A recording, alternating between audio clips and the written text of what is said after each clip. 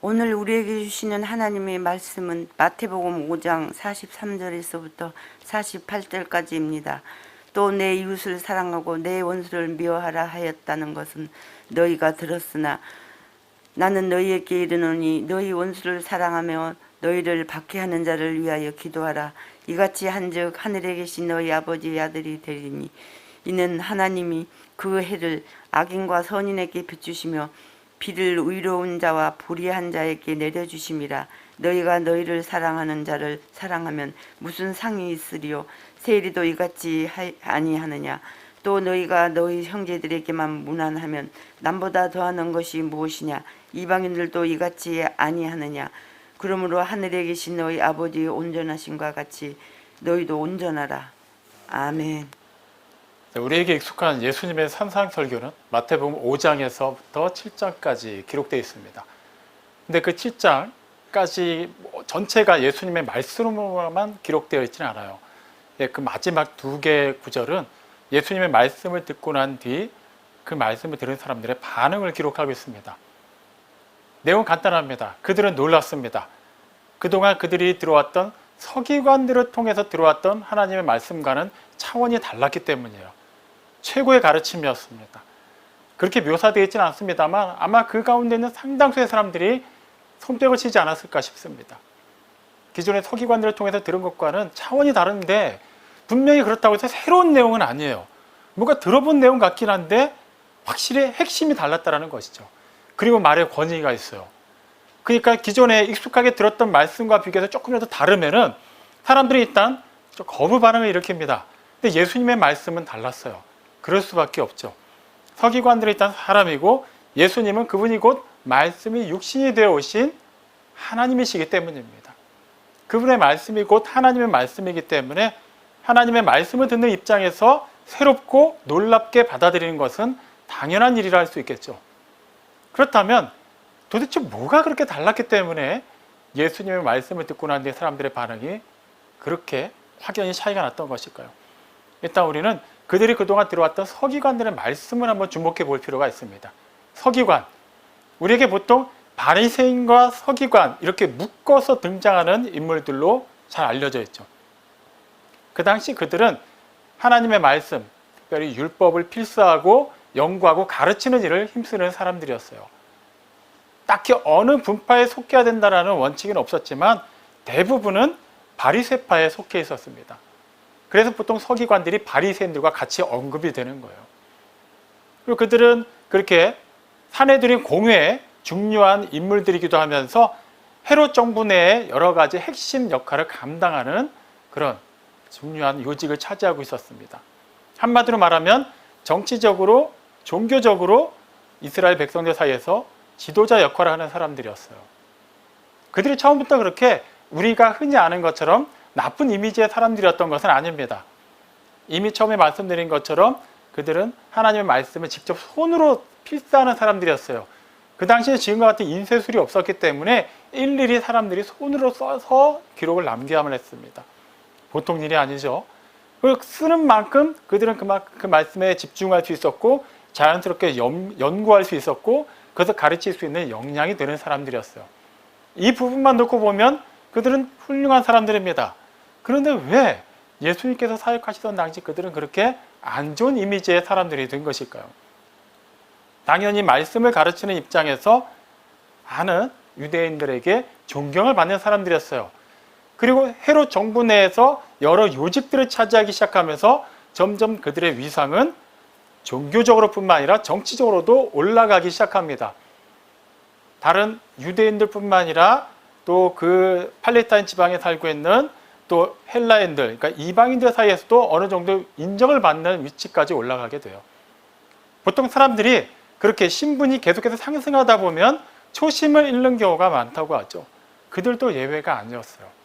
단지 사람들에게 하나의 말씀을 가르치는 것만을 목적으로 할 때는 그렇게까지 변하는 사람들이 아니었는데 여러 가지 세상적인 힘도 맛보기 시작하면서부터 그들은 서서히 세력을 형성하기 시작합니다. 그리고 그 기득권을 지키기 위해서 하나님의 말씀을 가르치되 본인들의 입장에서 가르치기 시작했어요. 그러니까 말씀을 그대로 가르치긴 하는데 그 말씀을 본인들이 조금 더 드러나고 본인들의 입지를 다지는 데 필요한 도구로 사용했다라는 것이죠. 쉽게 말하면 말씀을 그냥 그대로 가르치는 것이 아니라 경우에 따라서는 요거는 우리들에게 좀 더 유리하니까 조금 더 부풀려서 조금 더 강조해서 가르치는 말씀이 있고, 이 말씀은 지금 우리의 삶과 우리가 추구하는 방향과 조금 안 맞으니까 이런 거는 필사할 때는 빼놓지 않지만 가르치는 부분에서만큼은 교묘하게 삭제를 하는 거예요. 그러니까 분명히 말씀은 가르치는데 철저히 인본주의 관점에서 하나님의 말씀을 가르치게 된 것이죠. 유대인들은 전통적으로 하나님의 말씀에 어느 정도 익숙한 사람들이었지만 그 방대한 분량을 다 자세히 알고 있지는 않았어요. 이미 초반에 말씀드린 것처럼 그 당시는 성경이 다 필사를 통해서만 전달되었기 때문에 지금 우리가 가지고 있듯이 모든 사람들이 성경책을 가지고 있지 않았습니다.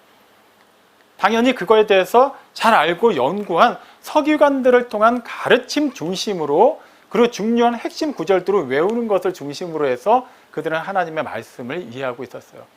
그렇다 보니까 서기관들이 가르치는 내용 이외의 것, 말씀에는 기록되어 있음에도 불구하고 그들이 전달받지 못한 내용에 대해서는 알 길이 없었어요. 자, 그러던 차에 예수님의 산상설교를 듣게 된 겁니다. 충격을 받았어요. 사실 예수님께서 전하신 그 산상설교의 내용들은 전혀 없던 내용들이 아닙니다. 어떻게 보면 구약의 내용과 비교할 때 굉장히 파격적인 것처럼 보일 수 있지만 실제 그 말씀의 면면을 살펴보면 다 구약에 나와 있는 내용들을 보다 쉽게, 보다 핵심적으로 전달하신 거예요. 예수님이 곧 말씀이시기 때문에 굳이 기존에 선포하신 말씀, 기존에 하나님의 백성들에게 주신 말씀에서 전혀 어긋나는 다른 말씀을 하실 이유가 없죠. 그것을 잘 모르는 사람들에게 오셔서 그 말씀을 제대로 알려주신 것, 그 출발점이 바로 산상설교라고 보시면 됩니다. 우리는 그들이 그렇게 충격받은 내용 가운데 마태복음 5장 43절에서 48절까지의 말씀을 가지고 살펴보고자 합니다. 오늘 설교 제목은 끝까지 사랑하십시오입니다. 그냥 이렇게만 들으면 우리는 일단 예상을 하죠. 그냥 사랑에 관한 얘기만 하겠구나. 사랑하라는 얘기겠구나. 사랑할 수밖에 없는 어떤 당연한 이유라든가 당위성에 대해서 듣겠구나. 틀린 말은 아닙니다. 하지만 여러분이 계속해서 염두에 두셔야 되는 것은 서기관들이라는 것을 잊지 마십시오. 자, 이 부분까지만 이렇게 이해하시고 계속해서 한번 말씀을 나눠보도록 하죠. 예수님께서는 먼저 그 자리에 있었던 사람들이 익히 서기관들에게 들어왔던 말씀을 먼저 말씀하시죠. 마태복음 5장 43절에서 이렇게 말씀하십니다. 너희가 이웃을 사랑하고 원수로 미워하라고 들었으나, 그러니까 너희가 서기관들한테 지금까지 이렇게 배웠지, 그러면서 나는 이렇게 말한다라고 말씀하시는 거예요. 그러면서 이어서 뭐라고 말씀하십니까? 원수를 사랑하고 너희를 박해하는 자를 위해서 기도하라고 말씀하세요. 나는 이렇게 말한다라고 해서 예수님이 그냥 지어낸 얘기가 아니에요. 이미 말씀드린 것처럼 예수님이 곧 하나님이시고 말씀이시기 때문에 이미 말씀하신 것을 그대로 알려주신 거예요. 근데 뭔가 좀 너무 크게 차이가 느껴지죠. 서기관들을 통해서 배운 것은 이웃은 사랑해도 원수는 미워해도 된다 였는데, 그리고 꼭 서기관들이 가르친 것이 아니더라도 우리도 충분히 이해할 만한 내용이에요. 원수, 어떤 대상입니까? 나에게 원한이 맺힐 정도로 해를 끼치는 사람이에요. 그런 사람에게 내가 사랑을 베푼다라는 것은 그냥 상식적으로, 우리 그냥 심적으로 쉽게 납득이 되지 않는 말씀이에요. 굳이 서기관들이 그렇게 가르치지 않아도 충분히 그렇게 이해할 만합니다. 아마도 구약 어딘가에도 그 내용이 있을 것만 같아요. 하지만 먼저 짚고 넘어가야 되는 것은 구약의 어디 부분에서도 원수를 미워해도 된다는 말씀은 찾아볼 수 없습니다. 그렇다면 서기관들은 무엇을 근거로 그렇게 말씀을 가르쳤을까요? 먼저 이웃 사랑하라. 이웃 사랑에 대한 말씀은 이미 십계명의 그 두 번째 돌판 내용이기도 하죠. 그 핵심입니다. 하나님 사랑과 이웃 사랑. 그리고 구체적으로는 레위기 19장 18절 후반부에 기록되어 있어요. 내 이웃 사랑하기를 내 자신을 사랑하듯이 하라라고 기록되어 있어요. 그러니까 서기관들의 가르침은 전혀 틀린 게 아니에요. 성경 말씀 그대로 인용한 겁니다. 그렇다면 원수를 미워하라는 말씀은 없다고 했으니까 이 말씀이 어디서 왔는지를 좀 그래도 우리가 그 배경을 살펴봐야 되는데, 여기서 하나 놓치면 안 되는 게 있어요. 서기관들은 이웃을 사랑하라는 말씀을 레위기 19장 18절 후반부를 인용했다고 말씀드렸죠. 보통은 어느 말씀을 인용하면 그 전체 맥락을 봐야 되기 때문에 필요에 따라서는 전반부, 후반부를 따로 인용하기도 하지만 대체로는 그 구절 전체를 살펴보는 게 기본 상식입니다. 당연히 서기관들도 레위기 19장 18절에 전반부 말씀까지 포함해서 어떻게 우리가 이웃을 사랑해야 되는지를 설명해야만 했을 거예요. 그런데도 불구하고 그들이 빼먹었다는 데 이유가 있겠죠. 그럼 우리는 그 부분을 살펴봐야만 합니다. 무슨 내용이냐 하면 내 형제를 마음으로 미워하지 말고 원수를 갚지 말고 동포에게 원망받을 만한 일을 하지 말라는 거예요. 그 다음에 이어서 하는 말이 내 이웃을 내 자신과 같이 사랑하라는 말씀이에요. 이게 레위기 19장 18절 한 구절의 내용입니다. 자, 여기서 보면 오히려 원수를 미워하라는 내용과는 정반대의 얘기가 앞서 나와 있는 거예요. 원수를 갚지 말라. 내 형제를 마음으로 미워하지 말라. 그냥 겉으로만 미워하지 말라는 게 아니에요. 마음으로 미워하지 말라는 거예요. 이미 여기서부터 서기관들 입장에서는 좀 약간 불편해지기 시작하는 거예요. 그들은 그들만이 가지고 있는 기준을 바탕으로 해서 자신들을 조금 더 사람들에게 내세우기를 원하고 사람들보다 종교적으로 좀 비교 우위에 둘 만한 그런 하나님의 말씀만을 취사 선택해서 전하는 걸 즐겨했던 사람들이었어요. 자, 그런 입장에서 보면 형제를 마음으로도 미워하지 말라는 이 하나님의 말씀부터가 상당히 부담스러워요. 그들이 가지고 있는 전통적인 기준이 있었어요. 그것은 바로 선민의식입니다. 서기관들만이 가지고 있는 게 아니었어요. 보편적인 유대인들이 가지고 있는 생각이었습니다. 종교적으로, 민족적으로, 혈통적으로 다른 사람들보다는 비교 우위에 있다고 생각하는 것이죠. 그 기준이 무엇인가요? 하나님이 우리 민족만을 아브라함의 후손인 우리 이스라엘 백성들만을 택하셨다라고 생각했기 때문이에요. 당연히 그들 입장에서는 그 기준에 맞는 사람들은 전혀 문제가 되지 않아도 그 외의 사람들은 전혀 하나님의 사랑을 받아서도 안 되고 은혜를 받아서도 안 되고 하나님의 선택을 받은 자신들과 똑같은 취급을 받아서도 안 된다라는 그런 선입견이 있었어요. 그 와중에 당시 예수님께서 사역하시던 그 당시에는 이방인 로마 제국의 지배를 받고 있었죠. 이게 심적으로 굉장히 자존심이 상하고 속상한 일인데 어떻게 감당이 안 되잖아요. 그들은 어쨌거나 헤롯 정부에서도 또 나름 여러 가지 중요한 포지션을 맡고 있었기 때문에 공공연하게 로마 정부에 대항하는 것을 표현할 수는 없었어요. 가장 좋은 방법은 그냥 그런 민중들 사이에서 이렇게 이방인에 대한 적개감을 교묘하게 심어줌으로 인해서 그들을 통해서 이렇게 은연중에 표현하는 것을 즐겼을 뿐이죠. 그러니까 자신들은 굉장히 고고한 척, 굉장히 사랑이 많은 척 하지만 실제 가르침을 받는 사람들에게는 하지만 우리와 똑같은 히브리 민족 외의 사람들은 미워해도 된다. 그들은 우리 이웃이 아니기 때문에 이웃을 사랑한다는 그 범주에는 포함시키지 않아도 된다라고 가르쳤던 거예요.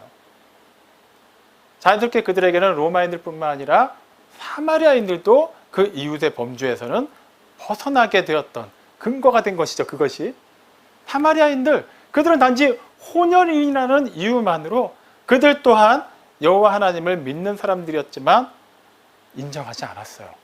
물론 그들 가운데는 여러 가지 이교도적인 그런 성격들이 섞여 있긴 했습니다만 그렇다고 해서 완전히 여호와 하나님에 대한 신앙을 버린 것이 아니었음에도 불구하고 단지 순수한 혈통이 아니라는 것만으로 그들은 똑같은 이웃이라고 여기지 않았어요. 서기관들, 율법을 필사하고 연구하는 사람들이라고 했죠. 그렇다면 비단 레위기 19장 18절 말씀만 알았을까요? 아니에요.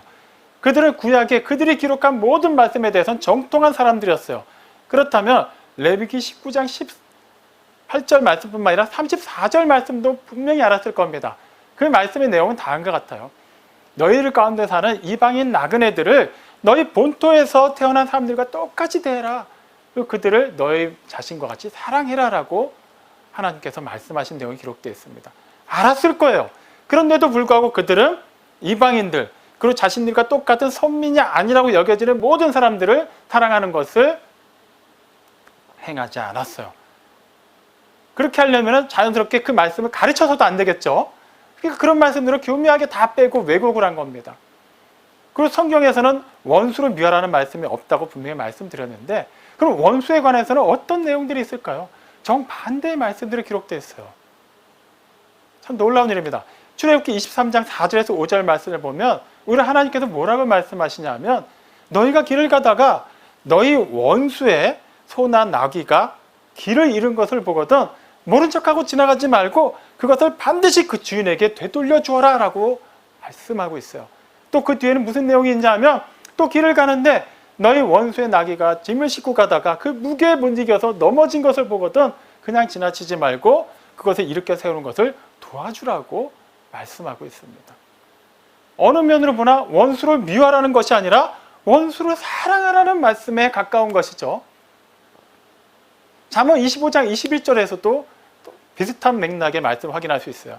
내 원수가 배고파하거든 먹을 것을 주고 목말라 하거든 마실 것을 주어라. 사랑하라는 얘기예요. 너희 이웃에게 하듯이, 똑같은 유대인들끼리 하듯이 원수에게도 그렇게 대하라고 분명히 하나님께서 말씀하신 거예요. 다시 말하면 예수님께서 너희는 서기관들에게 지금까지 원수는 미워해도 된다고 들었지만 나는 분명히 너희에게 말하는데 원수를 사랑하고 너희를 박해하는 자를 위하여 기도하라 라고 하신 이 말씀은 예수님께서 전혀 없던 새로운 말씀을 주신 게 아니라 이미 구약에 나와 있는 율법의 그 정신에 기초한 말씀을 핵심적으로 표현하신 거예요. 전혀 새로운 말씀이 아닙니다. 예수님이 그렇게 말씀하셨다라는 것, 그것은 당연히 하나님의 말씀을 받은 백성들 입장에서는 들어야만 한다는 것이죠. 근데 그들은 그것을 듣지 못했어요. 왜 그랬을까요? 서기관들이 그렇게 가르치지 않았기 때문이에요. 자신들의 의도로 정해놓고 하나님의 말씀을 꽤 맞췄기 때문에 그 말씀을 듣는 사람들은 자연히 하나님께서 주시는 말씀의 본래 의미를 알지 못하고 그 편집되고 왜곡된 말씀만을 근거로 해서 이끌어지고 전혀 없던 새롭게 만들어진 하나님을 믿어왔던 것이죠. 그래서 하나님이 직접 오신 거예요. 그 망가지고 오염된 세상 속으로 직접 오셔서 그 말씀이 육신이 되셔서 사람들 사이에서 직접 그 말씀의 본래 뜻을 말씀하고 계십니다.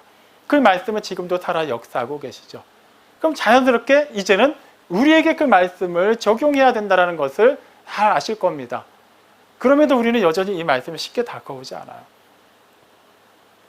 원수를 사랑하라? 지금까지 살아오면서 원수라고까지 표현하기는 좀 힘들더라도 우리에게 해를 끼치거나 이유 없이 우리를 미워한 수많은 사람들이 있었을 겁니다. 생각하는 것만으로도 치가 떨리고 잠이 안 오는 그런 사람들이 있을 거예요. 그런 사람들을 떠올렸을 때 내가 그 사람을 미워하지 않는 것만 해도 대단한 거라고 생각했는데 그 차원을 넘어서 더 적극적으로 사랑하라? 보통 일이 아니죠. 이건 하나님을 믿는 자라고 해서 쉽게 할 수 있는 일이 아니에요. 그렇기 때문에 얼마든지 우리는 그래 내가 미워하지 않는 정도까지는 하겠다. 하지만 굳이 애써서 사랑하는 정도까지는 할 자신도 없고 그렇게 할 필요도 없다라고 생각할 수 있어요. 어떻게 보면 우리에게 원수까지도 사랑하라고 말씀하신 예수님께서도 사역하시는 동안에 경우에 따라서 굉장히 험한 말을 하셨을 때도 있고 굉장히 격한 행동을 하셨을 때도 있기 때문에 우리는 얼마든지 그러한 것을 예를 들어서 예수님도 이렇게 하실 때가 있었는데 나도 나름 기준을 정해놓고 이 정도까지는 참아도 이 이상 넘어가는 거에 대해서는 내가 어떻게든 표현해도 되지 않을까라고 생각할 수 있어요. 과연 그런 생각이 옳은 것일까요? 그러면 예수님께서 좀 심하게 말씀하신 경우, 어떤 격한 행동을 하신 경우들을 한번 살펴보죠. 대표적으로 예수님께서 유월절을 지키기 위해 예루살렘 성전을 올라가셨을 때 있었던 성전 정화 사건을 떠올릴 수 있습니다. 보통 유대인들, 성인 남자들은 1년에 3차례 그 유월절, 초막절, 오순절에는 무조건 예루살렘 성전으로 다 올라가서 희생 제물을 드려야만 했어요. 수많은 사람들이 그곳에 모였겠죠. 희생 제물은 또 이렇게 율법에 따르면은 또 기준이 다 있어요. 경우에 따라서는 흠이 없어야 되고 1년 된 소나 양이어야 되고 형편이 어려우면 비둘기일 수도 있고 여러 가지 조건들이 있는데 일단 핵심은 흠이 없어야 돼요. 그러면 그 흠이 없다라는 것은 누가 정할까요? 그 제사를 집도하는 제사장이 정합니다. 제사장이 먼저 희생제물을 봐서 흠이 있는지 없는지를 보고 흠이 없으면 그 다음에 그 희생제물을 같이 잡는 거예요. 그러다 보니 문제가 생깁니다. 먼 지역에서 오는 사람들, 팔레스타인 지방도 그렇게 작은 지방이 아닌데 그 지방을 넘어서 다른 이방 지역에 사는 유대인 성인 남자들도 다 올 텐데 거기서부터 희생 짐승을 데리고 오다 보면 지금처럼 포장도로가 아닌 길을 오면서 얼마든지 발이나 그런 표면상에 상처가 생길 수 있잖아요. 기껏 힘들게 데리고 왔는데 흠이 있다고 해서 인정받지 못하면 안 되기 때문에 그러한 여러 가지 상황을 고려해서 대제사장이나 제사장들이 그 성전 밖에서 희생 제물을, 즉 특별하게 관리된 희생 제물을 사고 팔 수 있는 그런 장을 마련해 두었어요. 뭐 그 정도는 이해할 수 있습니다. 그런데 이게 사람들이 막 이렇게 상인들 막 경쟁이 치열해질 거 아니에요. 원래는 다 원칙적으로 각자 희생 짐승을 가져와야만 하는데 이제 상인들을 통해서 그게 관리가 되면서부터 당연히 사람들이 모이면 그 이권 때문에 다툼이 일어나게 됩니다. 그걸 또 누가 중재를 해야만 할까요? 제사장들이겠죠. 근데 가장 쉽게 그 일을 해결할 수 있는 방법은 뇌물을 주는 거예요. 내가 가장 목이 좋은 곳에서 장사를 하고 싶은데 막 다른 사람들이랑 계속해서 충돌이 난다면 그냥 그것을 정해주는 제사장들에게 좀 이렇게 얼마간의 뇌물을 주면 또 알아서 그렇게 자리를 잡아주는 거예요. 근데 그것도 시간이 지나면서 막 치열해집니다. 그러니까 나중에는 어떤 일이 일어나냐면 성전에 내에서 가장 큰 공간이라고 할 수 있는 바깥들, 흔히 말하는 이방인의 뜰이라는 곳까지 대제사장이 허락을 해줬어요. 그러니까 거기가 바로 그 성전 바깥보다는 더 명당 자리이기도 하고 워낙 공간도 넓은 곳이니까 거기서 장사를 할 수 있게 해주자는 거죠. 그러면 또 그 자리에 오기 위해서 얼마나 많은 뇌물을 줘야만 했을까요? 그럼 뇌물을 줬으니 그만큼 또 뽑아야 되지 않을까요? 자연스럽게 어떤 일이 벌어지냐 하면 그곳에서 장사하는 사람들끼리는 가격 담합을 해서 멀리서 오는 사람들에게 평상시 그 일반적으로 상식적으로 통용되는 가격보다 훨씬 높은 가격에 희생 짐승을 팔기 시작한 거예요.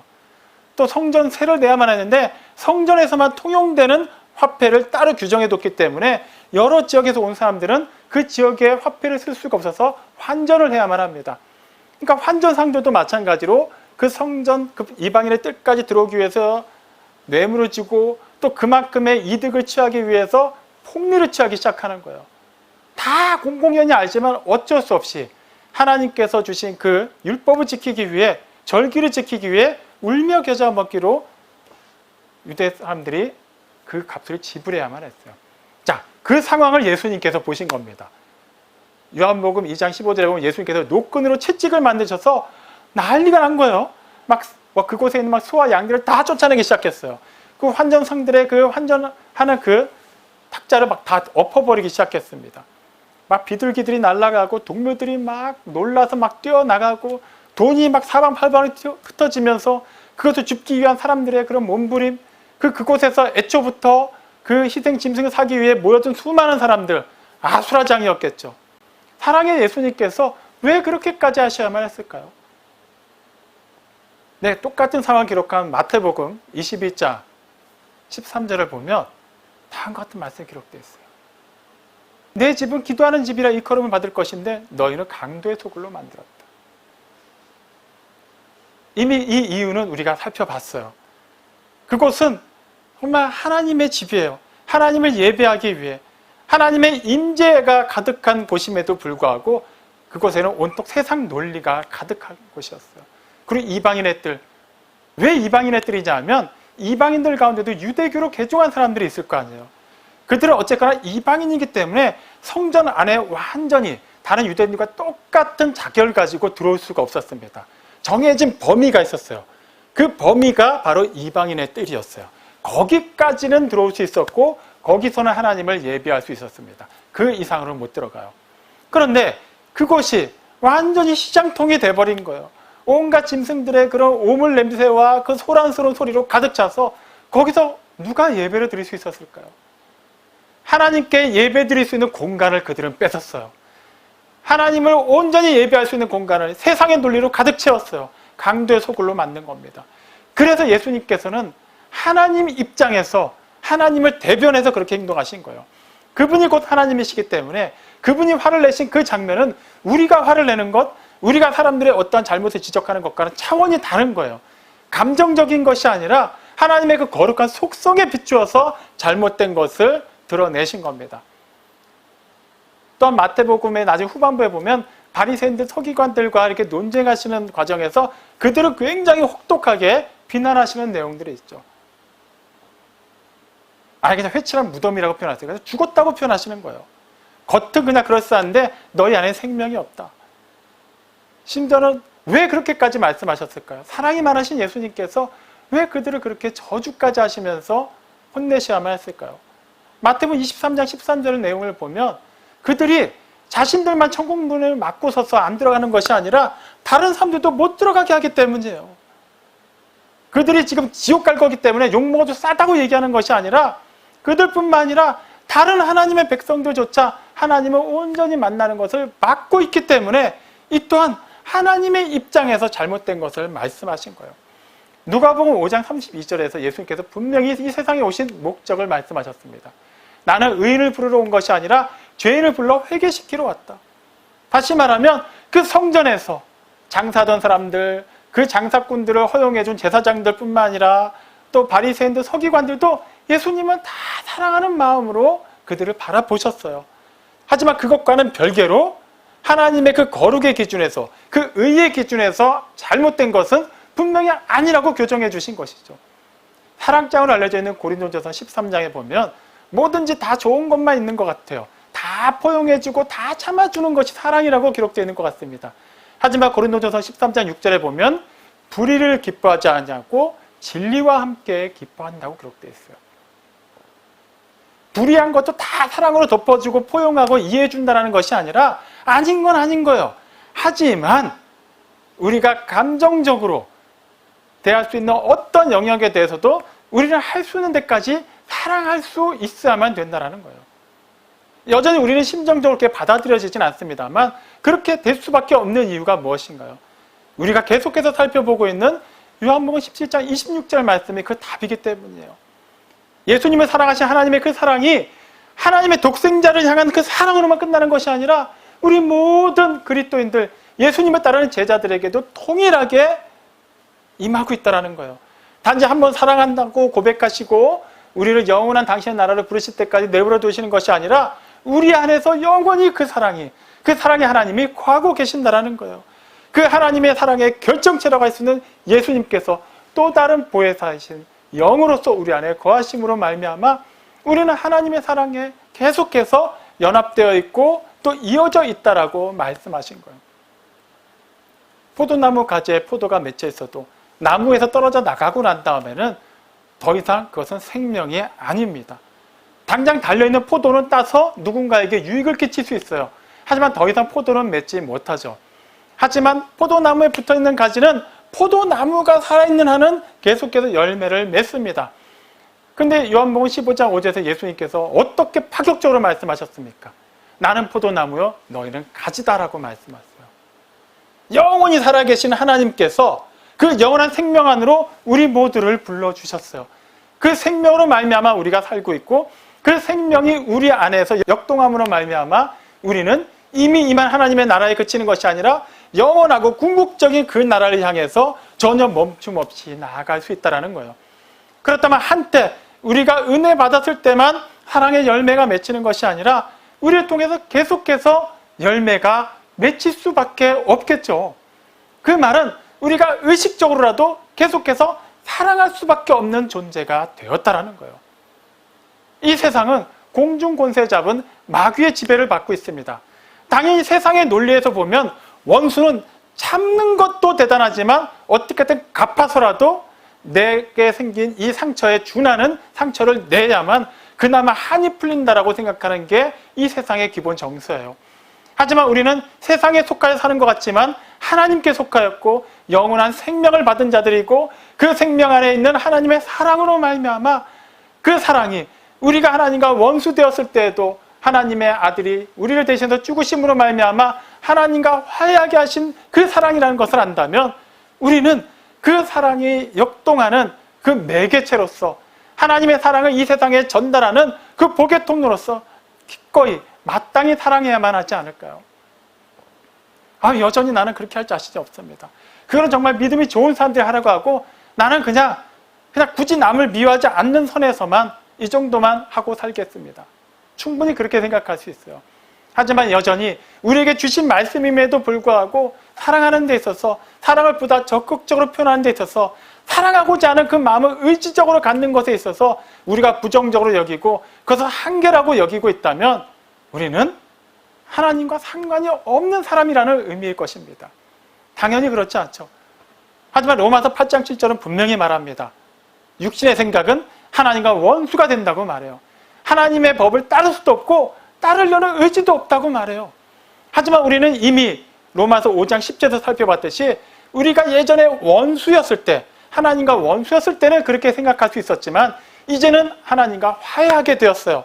하나님과 하나가 되었고 하나님의 자녀가 되었고 하나님의 사랑을 이 세상에 나타내는 복음의 통로가 되었습니다. 그렇다면 어떻게 해야만 할까요?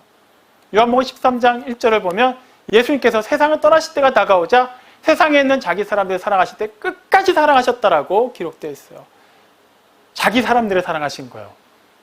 우리를 사랑하고 계십니다. 그걸 우린 그대로 적용해야만 하겠죠. 그러면 여기서 우리는 충분히 다른 하나의 소스를 발견하게 돼요. 예수님께서 자기 사람들만 사랑하셨으니까 우리도 서기관들이 가르친 것처럼 우리 이웃이라고 여길 만한 사람들, 나에게 크게 해를 끼치지 않는 사람들, 내가 정말 기꺼이 사랑에 마땅한 사람들만 사랑해도 되지 않을까? 그렇지 않아요. 예수님께서 십자가에 달려 돌아가실 때 그때 여러 가지 말씀을 하셨어요. 첫 번째 하신 말씀을 누가복음 23장 34절에 다 한 가지 기록하고 있죠. 아버지, 저들을 사하여 주십시오. 지금 자기들이 뭘 하고 있는지를 알지 못합니다. 그런데 이 말씀을 하신 그 장면을 누가는 어떻게 기록했냐면 예수께서 이르시되라고 기록했어요. 쉽게 얘기하면 예수님께서 이렇게 말씀하셨다, 이렇게 기도하셨다라는 의미예요. 근데 그것을 헬라어 원문으로 보면 시제가 미완료형입니다. 그러니까 딱 그 말씀 한마디만 하신 게 아니에요. 그 고통스러운 가운데서도 자기를 조롱하는 사람들, 자기가 어떻게 죽는지를 호기심만 가지고 바라보고 있는 그 수많은 사람들을 향해서도 계속해서 기도하신 거예요. 아버지, 저들의 죄를 용서해 주십시오. 지금 무엇을 위해서 저렇게까지 하고 있는지 알지 못하는 자들입니다. 불쌍한 자들입니다. 지금 나를 경멸하고 나를 조롱하고 나를 비웃고 있지만 그럼에도 불구하고 그들의 죄를 용서해 주십시오라고 계속해서 기도하고 계셨던 거예요. 끝까지 이 세상에 살아계시는 그 마지막 순간까지도 예수님은 세상에는 자기 사람들뿐만 아니라 모든 사람들을 위해서 기꺼이 그 사랑을 내비치셨습니다. 그렇다면 하나님의 사랑이 우리 안에 있고 그 하나님의 사랑의 결정체인 예수님께서 또 다른 보혜사로 또 다른 영으로 우리 안에 거하고 계신다면 그 원동력으로 그 근본적인 능력으로 말미암아 이 세상을 살아가고 있는 우리들은 사랑에 대해서 어떠한 정의를 내려야만 할까요? 나는 하나님께서 나를 사랑하신다는 것을 믿습니다. 그냥 그것만으로 나는 만족하렵니다. 어쨌거나 나는 구원받았고 나는 영원한 하나님의 나라에 속하였고 이 정도 믿음만 가지고도 나는 충분히 할 것 다 했습니다. 굳이 그 이상을 넘어가는 사랑까지 나에게 요구하지 마십시오. 과연 그렇게 얘기할 수 있을까요? 갈라디아서 5장 6절이 분명히 말합니다. 그리스도 예수 안에서 가장 중요한 것은 사랑으로 역사하는 믿음이라고 말이죠. 그냥 믿음이 아닙니다. 사랑으로 역사하는 믿음입니다. 그것이 그리스도 예수 안에 있는 모든 사람들에게 가장 중요한 믿음이라고 말합니다. 믿음이 없이 하나님을 기쁘시게 해드릴 수 없는데 그 믿음은 단지 우리가 믿습니다. 그 믿음의 고백을 담아서 이렇게 주일 예배를 드리고 헌금도 하고 봉사도 하고 전도도 합니다. 이것으로 그치는 것이 아니라 과연 내가 그 하나님의 무한하신 사랑을 받은 자로서 왕년에 하나님과 원수였음에도 불구하고 이제는 화해하게 된 자로서 그 하나님이 내 안에 계시고 내가 그분 안에 거함으로 말미암아 그분의 그 사랑을 향유하는 자로서 과연 나는 내 생각과 내 언어와 내 행동을 얼마나 사랑을 담아서 전달하고 있는지를 다시 한번 생각해 보시길 바랍니다. 마지막으로 요한일서 4장 11절 말씀으로 마치겠습니다. 하나님께서 이렇게까지 우리를 사랑하셨더니 우리도 서로 사랑하는 것이 마땅하지 않겠습니까? 사랑하는 성도 여러분, 사랑의 하나님께서 지금 우리 안에 계시고 그분의 빛을, 그분의 향기를 우리 통해서 세상에 나타내기를 원하고 계십니다. 예수님께서 하나님의 아들이심으로 이 세상에 오셔서 하나님의 아들로서의 대접만 받고 가신 것이 아니라 하나님의 아들로서 하나님께서 이 세상을 향해 어떠한 마음을 품고 계시는지, 이 세상을 얼마나 사랑하시는지를 직접 말씀으로, 삶으로 보여주셨습니다. 그랬기 때문에 그 사랑이 지금 이 시간 이곳에 우리에게까지 임하게 된 것임을 잊지 마십시오. 이제 그 사랑은 나를 통해, 여러분을 통해, 우리를 통해 계속해서 확장되어 나가야만 합니다. 그렇게 아직이라고 생각하는 그 시간을 계속해서 이미의 시간 안으로 끌어들이시기 바랍니다. 그렇게 하나님의 생명, 하나님의 사랑, 하나님의 은혜의 시간을 살아내고 그것을 이 세상에서 전함으로 말미암아 살아계신 하나님을 신실하게 증거하고 그 하나님을 수많은 사람들에게 아름답게 증거하는 모든 포에마 우리 교회 성도들이 다 되시기를 주님의 이름으로 축원합니다. 아멘.